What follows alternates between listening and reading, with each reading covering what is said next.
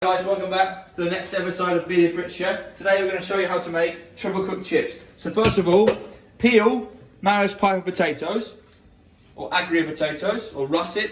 These are Maris Piper, the best.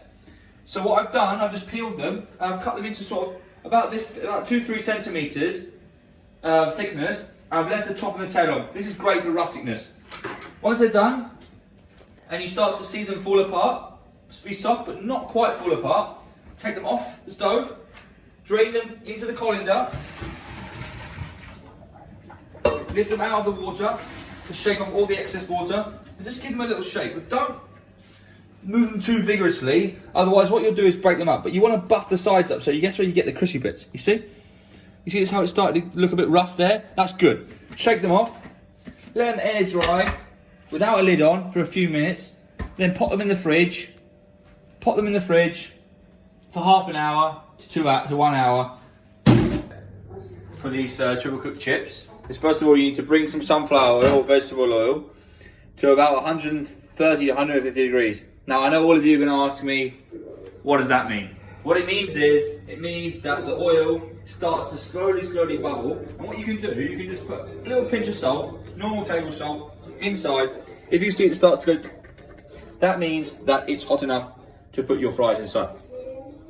So, now, take your triple cooked chips, the ones we blanched earlier, put them in one by one. Be really careful not to splash yourself. Don't throw them all at once, otherwise you'll splash oil and that's super dangerous. So one by one, they'll start to bubble. That's what you want. Just be really careful, guys, when you put these inside, because hot oil and skin is not a good combination. Trust me, I've burnt myself a lot. So, guys, these will take a couple of minutes, and what you want to do here, guys, you basically want to crisp them up, but not have, or have very minimal colour.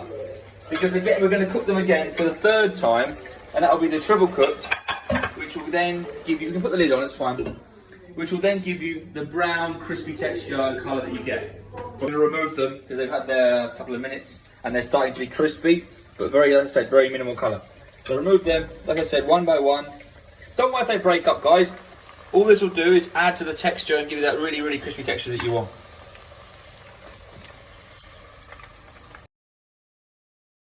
So here you can see, you've got the potatoes. They're crispy, but they've got almost no colour whatsoever.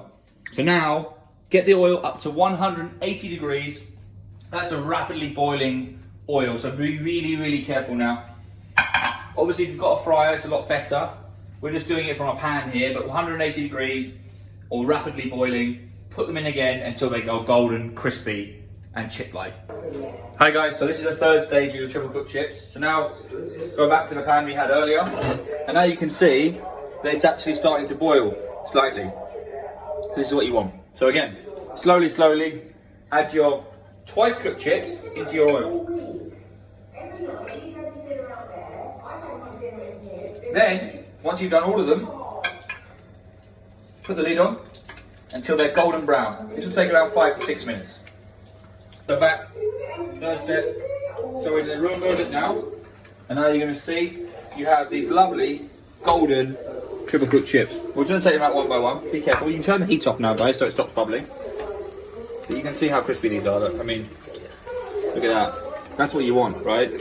So what it is, the reason why we do triple cooked is because we get a crispy outside, okay, and a soft mash-like centre. This is exactly what you want, really. So if you think about a chip, you don't want it to be crispy inside and crispy on the outside, it needs to be dry. So this is what you're looking for. Once they come out, make sure you season them when they're hot, because the oil will allow the salt and the pepper to stick to them. Give it a little shake, and there you have my version of triple cooked chips. So here you have the finished dish. Some triple cooked chips I just showed you how to make. I've just cooked a Wagyu steak here, ribeye, and I made a lovely peppercorn sauce with brandy and cream. And we're just going to put that over the top of the steak, like so, and you'll see a lovely peppercorn sauce. Just drizzle it over the top. And there you have it. Wagyu ribeye steak with peppercorn sauce and triple cooked chips.